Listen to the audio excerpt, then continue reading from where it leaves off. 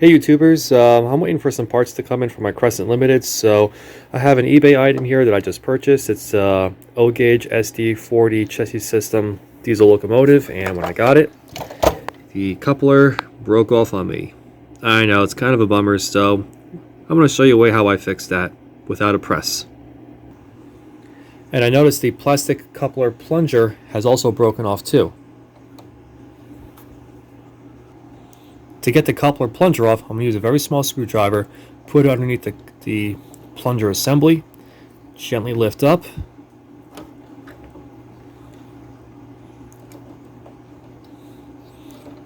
then it should just come right out.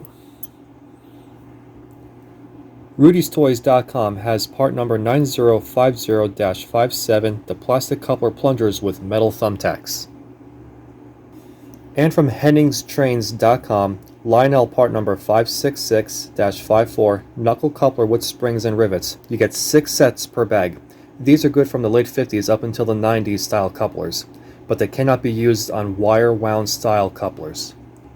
Take our coupler plunger, stick it into the holes of the coupler frame.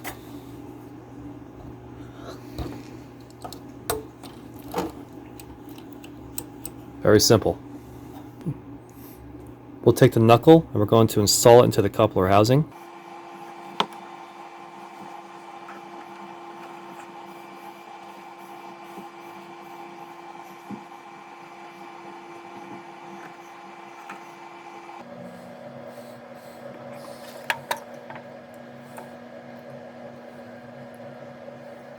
Now I'm going to take a 6D 2-inch long nail and I'm going to cut it almost in half.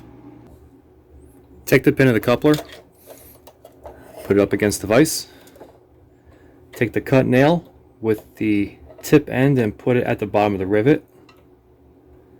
Make sure it's level, and this is a lot easier with 2 people.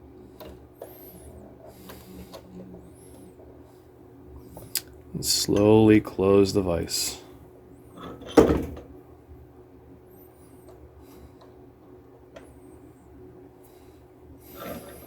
You'll probably notice the end of it starting to flare.